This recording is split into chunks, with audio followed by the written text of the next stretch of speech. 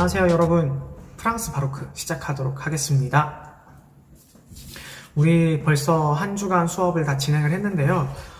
프랑스 바로크는 제가 원격 수업 때 설명을 드린다고 얘기를 드렸는데, 수업 들으신 분들은 간단하게 알고 계실 거예요. 바로크라는 의미 자체가 어느 나라 말이었다? 네, 프랑스의 말이었습니다. 자, 프랑스 바로크라고 얘기를 했는데, 우리가 지금까지 미술사에 대해서 얘기를 하면서 중점적으로 얘기를 다루었던 부분들은 하나같이 이탈리아 중심으로 전개가 됐었어요. 그런데 왜 이 바로크만 프랑스어에서 어원이 비롯됐을까요? 일단 바로크란 의미가 자체가 뭐였죠? 네, 기형의 진주, 일그러진 진주라는 의미를 지니고 있었죠. 일단 우리가 기억해야 될 건 그게 첫 번째고요. 수업 때 들으신 분들은 제가 간단하게 언급해서 알고는 계실 거예요. 교황이 살고 있던 그 중점 지역이었던 로마, 바티칸 시국에서는 회화 중심으로 예술이 굉장히 융성했었어요. 지금까지 모든 미술의 중심이 로마였으니까. 그래서 이 미술을 바탕으로 회화를 계속해서 부흥시킬 수 있었고, 바로크 회화 위주도 사실 바로크 회화도 이탈리아 로마가 중심이었는데, 그런데 우리 기억나시죠? 스페인이나 이탈리아 같은 경우에는 구교라고 얘기를 드렸고, 플랑드르는 구교랑 신교의 특징을 모두 다 지니고 있는 지역이라고 얘기를 드렸고, 신교 같은 경우엔 네덜란드에서 중점적으로 전개가 됐는데, 그러면 선생님, 프랑스는 어때요? 라고 얘기를 한다면, 프랑스는 구교를 찬성하긴 했어요. 절대왕정, 루이 14세는 절대왕정을 바탕으로 가톨릭을 옹호하긴 했지만, 사실상 본인의 관심사는 어디였다? 가톨릭보다는 누구 자신에게 있었다? 왕, 황제, 자기 자신에게 있었다. 그래서 루이 14세의 별명이 무엇이었죠? 네, 태양왕이었죠. 그래서 독자 노선을 달리게 됩니다. 기존에 알고 있던 바로크랑은 완전히 달라요. 선생님이 여러분께 드렸던 마인드맵 이미지 있을 거거든요. 거기에 구교지역, 신교지역 이렇게 구분해놓고서는 프랑스만 따로 똥 떼놨어요. 왜 떼놨을까요? 네, 자기만의 길을 갔기 때문에 우리가 소위 말하는 그 게시앙 마이웨이를 추구했어요, 프랑스는. 그래서 누구를 위한 미술을 하냐? 구교는 구교를 위한 미술, 교황, 예수님, 하느님을 위한 미술을 했다면, 신교는 화가가 삶에 필요한 그림들, 장르화. 그래서 우리가 기억하는 거는 랜드스케이프나 스틸 라이프 같은 것들이 있었는데도 프랑스는 완전히 다른 쪽으로 전개가 돼요. 기존에 알고 있던 종교화나 장르화랑 다르게 어떤 걸 만드냐? 프랑스라는 왕국이 다른 나라에 비해서 많이 뒤처졌었지만, 루이 가문이 등장하고 나서부터는 루이가 최고다라는 것들을 만들어주기 위해서 역사적인 근거를 마련하려고 애써요. 그러면 그 역사적인 근거는 어떤 그림을 가지고 설명할 수 있을까? 네, 지금까지 프랑스의 역사들을 설명하는 그림들을 그리기 시작합니다. 완전히 달라요. 이탈리아나 스페인 같은 경우에는 교황을 위한 그림을 그리는 초상화나 혹은 성상화가 많았다면, 프랑스 바로크는 말 그대로 역사 위주의 전개, 그림을 만들게 되고, 그리고 왕을 표현할 수 있는, 왕을 위한 역사화를 그릴 수 있는, 혹은 신화를 그릴 수 있는 사람들을 양성하기 위해서 유럽에서 최초로 뭘 만드냐? 나름의 예술 학교를 만듭니다. 그것의 이름은 바로 프랑스 예술원이에요. 자, 그럼 지금까지 학교에 대한 얘기는 없었는데 처음으로 미술 학교가 등장을 했죠. 이때부터 예술의 중심지는 우리가 알고 있는 이탈리아 로마에서 프랑스 파리로 슝 하고 이동하게 돼요. 그래서 이때부터 예술을 하려면 프랑스 파리로 가야 된다. 왜? 학교가 가장 먼저 생겼으니까. 이것까지 모두 문화적인 베이스에서 시작이 되는 겁니다. 자, 그럼 우리 프랑스 바로크 미술, 우리 20페이지 있는 것부터 먼저 보도록 할 건데요. 가장 화려한 절대왕정을 위한 미술이라고 얘기를 드렸어요.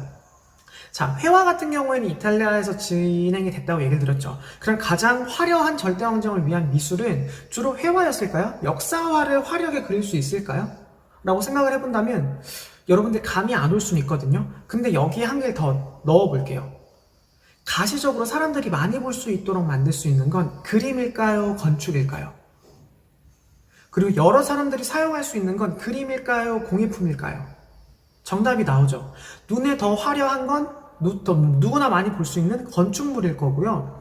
그리고 누구나 많이 사용할 수 있는 건 공예품일 거란 말이에요. 그래서 여기를 중점적으로 발전시켰어요. 그래서 프랑스에 있는 그 예술학교에서는 첫 번째로 공예 기술을 가르치는 지방 장식 미술 학교, 자 다시 한번 지방 장식 미술 학교라는 것들을 만들고 회화랑 건축을 하는 방법을 만들기 위해서 프랑스의 중앙에 파리에 프랑스 국립 아트 아카데미를 만들게 됩니다. 이게 프랑스어로 추후에 만들어지는데 뭐라고 만들어지냐면 에콜 드 보자르라고 얘기를 해요. 에꼴이 학교고요. 드 보자르라 그러면 보자르가 이제 뷰티가 되겠죠. 그래서 미의 학교라고 얘기를 하는데 이런 것들이 프랑스에서 만들어지는데 회화에 있어서는 장식적인 느낌이 없었어요. 회화만큼은 앞서 계속 얘기 드렸던 것처럼 역사적인 것, 신화적인 것. 그래서 누구의 기반, 루이 13세, 14세 왕의 가문의 힘을 다질 수 있는 기반으로 전개가 됐는데 공예품이랑 건축물만큼은 휘황찬란했습니다. 자, 그러면 그 당시에 가장 상징적인 그림을 얘기하는 것보다는 상징적인 건축물을 얘기하는 게 훨씬 더 많은 사람들이 봤겠죠. 그래서 가장 유명한 건축물 베르사유 궁전을 보고 바로크라는 명칭을 명명하게 돼요.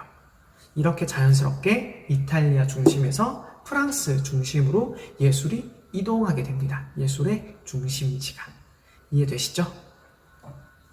자, 그래서 가장 유명한 회화가부터 먼저 골라보면은 사실 니콜라 푸생이라고 얘기를 할 수 있어요. 자, 이 니콜라 푸생 같은 경우에는 프랑스 예술원 출신은 아니고요. 프랑스 예술원을 만들 때 루이 14세 때 누구의 그림을 모티브로 삼아가지고 우리가 회화의 규칙을 만들 것이냐라고 많은 논의를 했다고 합니다. 그 논의의 결과 이 니콜라 푸생의 그림을 중심으로 잡고 수많은 그림, 화가들에게 교육을 해야 된다라고 전개를 했거든요. 그래서 첫 번째 그림을 보시면 니콜라 푸생의 게르마니쿠스의 죽음, 그리고 사비니 여인들의 납치라는 두 가지 작품이 나옵니다. 이 두 개의 내용 모두 로마 시대 때부터 전래되어 오던 역사적인 내용이고 나라를 지키기 위한, 나라를 수호하기 위한 내용들이라고 보시면 돼요. 그래서 여타 다른 지역이랑 다른 바로크 양식에 나타난다고 해서 여러분들 설명에도 제가 적어놨거든요. 이탈리아나 네덜란드와는 다른 독자적인 양식을 추구했는데 특히 회화 분야에서는 체크, 르네상스, 고전주의를 따랐다. 자, 바로크는 르네상스랑 완전히 구분됐었죠. 어떤 게? 네 가지 법칙을 발견했던 게 르네상스라면 여기에서 더 발전시켜서 키아로스큐로가 뭘로 변했다? 테네브리즘으로 바뀌었고요. 스푸마토 같은 것도 점점점 희미해져서 완벽한 극적인 명암으로 바뀌었다. 테네브리즘으로 바뀌었다라고 얘기를 드렸고 공간도 닫힌 공간에서 열린 공간으로 확장됐다. 그래서 제가 지난 시간에는 닫힌 공간에서 수업을 했는데 지금 이번 시간에서는 열린 공간에 수업을 하는 거예요.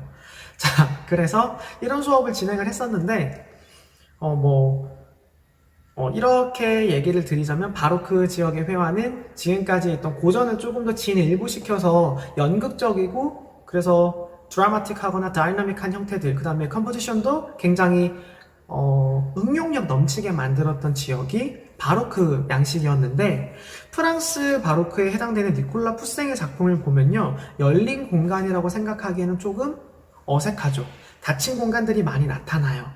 그리고 사비니 여인의 납치를 보더라도 르네상스 시기처럼 뭔가 굉장히 역동적이라는 느낌보다는 오히려 정적이고 순간에 멈춰있는 느낌이 들죠. 그래서 정말 고전적인 형태로 따라가는데 그럼에도 불구하고 이게 바로크 양식으로 분류되는 이유는 한 가지가 있습니다. 무엇일까요? 빛을 사용할 때 키아로스큐로와 테네브리즘 중간쯤에 되는 빛을 사용했기 때문에 바로크로 명명이 돼요. 그래서 사비니 여인들 납치를 보면 사람에게 빛이 직접적으로 떨어지고 있고요. 뒤쪽으로 자연스럽게 명암을 어둡게 만들고 있습니다. 이게 조금 더 확실하게 느껴지는 게 게르마니쿠스의 죽음이죠. 뒤쪽 건축물 뒤쪽으로는 완벽한 어둠을 빵 때려버립니다. 이런 차이점에서 바로크 지역으로 구분되지만 대부분의 그림 스타일은 바로크보다는 어디에 가깝다? 르네상스, 고전에 훨씬 더 가깝다. 그리고 주제도 역사적인 주제지만 사람들의 마음에 호소를 해야 되기 때문에 감정적인 주제를 가지고 와요. 그래서 게르마니쿠스의 죽음도 사비니 여인들의 납치도 사비니 여인의 납치는 이 일화를 얘기 드릴게요. 로마에 남자들이 여인이 없는 거예요. 결혼을 하고 싶은데 너무 여자가 없으니까 어떻게 주변 마을에 찾아가서 우리가 파티를 하고 싶다라고 얘기를 하면서 여자들을 불러라 드립니다. 그리고 술을 마시고 같이 놀다가 사빈이 여인들을 납치를 해서 로마로 떠나버려요. 그러니까 굉장히 말도 안 되는 상황인 거죠. 이런 것들의 감정적인 걸 보여주면서 당시에는 이런 게 굉장히 큰 힘을 지니고 있다라고 생각을 했나 봐요. 그래서 감정적이고 격정적이고 이런 주제들을 선정했다는 점에서는 또 바로크에 가깝다. 하지만 컴포지션이나 사용하는 방법들 같은 구도 같은 것들 이런 것들은 어디에 가깝다? 르네상스에 훨씬 더 가깝다라고 생각을 해주시면 됩니다. 자, 다시 한번 정리드리면 회화는 전체적인 구도나 이미지는 르네상스의 고전주의에 훨씬 가깝다. 그러나 감정적인 주제를 사용했다는 점, 그리고 키아로스큐로에서 테네브리즘으로 가는 과도기적인 형태가 보인다는 점에서 바로크 회화로 볼 수 있다. 자, 그러면 무엇을 봐야 될까요? 가장 유명한 베르사유 궁전을 봐야겠죠. 베르사유 궁전을 확인해 보겠습니다.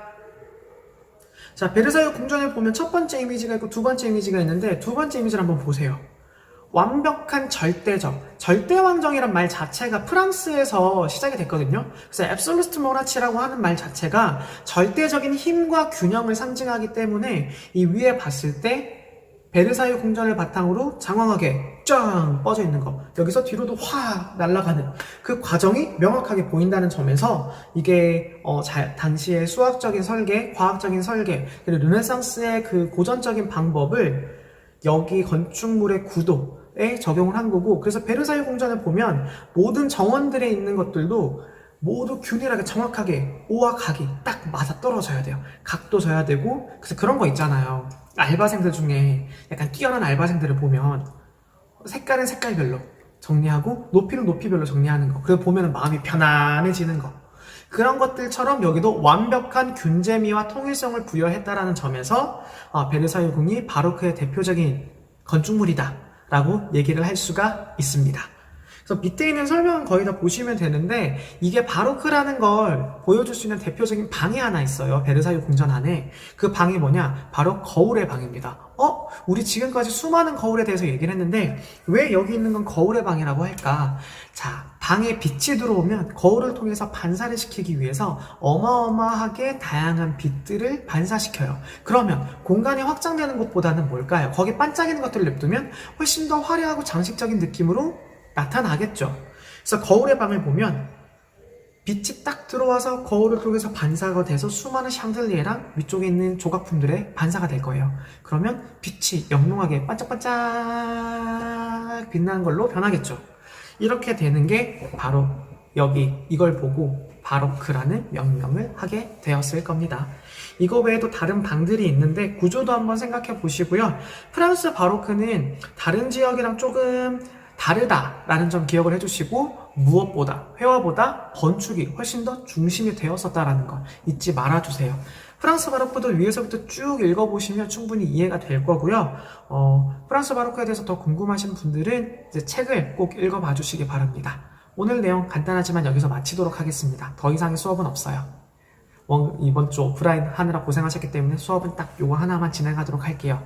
다만 선생님이 공지사항을 구글 클래스룸에 적어 놓을 거거든요. 이 클래스룸에 적어 놓은 거 잊지 말고 꼭 읽어보시고요. 이거 못 읽어보고 생긴 불이익은 제가 책임지지 않습니다. 다시 한번 얘기합니다. 이거 읽어보지 않고 생긴 불이익은 책임지지 않습니다. 자, 그럼 여러분, 말도 안 돼. 바로 중간고사야. 화이팅! 안녕!